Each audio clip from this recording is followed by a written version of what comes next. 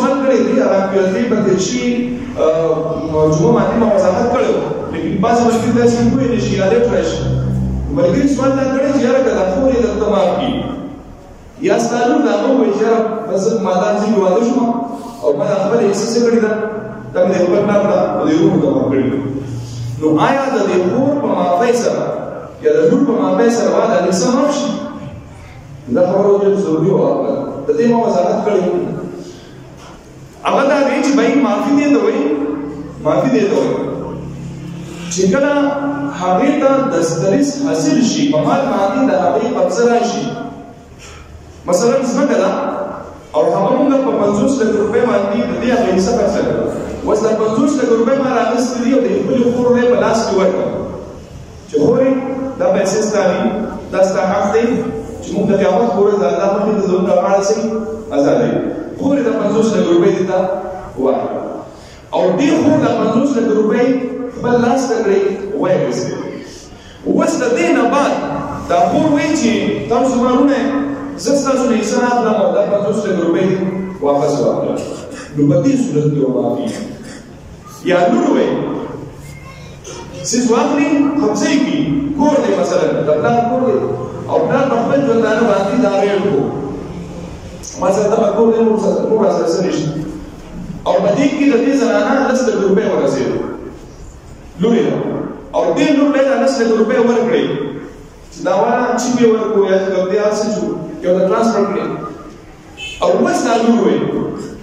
چې نه اصل پیسې دا پرمان دې صورت کې معافي په دې صورت کې معافي نشته چې خو دا اول چې کوم دې ورګي دمګه ورګي چې ورګي څه یو مخته نو کوم خالي به سره پری ته وایې نبی دا خوري او نبی دا فرضي دي نبی دا خوري کوم خالي هم سره نه نزل رشتہ کوم نو مراد رشتہ نو دا وضو هغه دا کې بل کې دا څه کوي دا معافي نه دا واپس کوم دا دي چې به ټول مال حواله کوي او هغه نه بعد دا وایي ځینې خلک داسې هغه یې هم غریبانان او بل دې مالداران دا هغه په هغه په حواله سره تاسو کېږي ستاسو د خپل دې په حواله سره تاسو کېږي یو کور دی د پکور چې کوم دې ریټ دا او د خو چې کوم اسلام وایي ورته ما ته معافي نه په صورت دی چې کله دا هغه قبضه راشي چې قبضه نشته معافي ورې نشته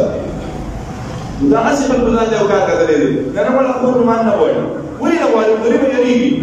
کله پس دوه مخ دی رشتہ سره پریږي به د خاندان باندې بدی شمه او د دنیا مسله ورته کوي ما دا عرض کړو چې وایي کله داسې یې چې تبلیغونه دي کړی دي او په تبلیغونو دي سر ګرځولې ټول عمر په تبلیغ کې ګرځي تا حاجی او هر کار حج ته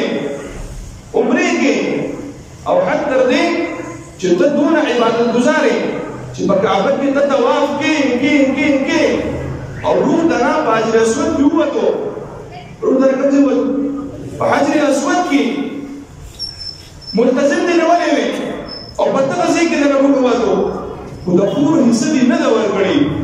د لور حصہ دی نه دا ورکړي د جنت په څیر وړون شي مغفرت دی نه کیږي ځکه چې د پور حق دی وایي دغه په حجونو او عمرو په تبلیغونو په علمونو په دې باندې ځان بس کول غواړي په دې باندې بچاو نشته ځکه چې پر دې حق دا بغیر چې کوم دې هغه د معافینه دا نه معافي لہذا دا دې خبرې وضاحت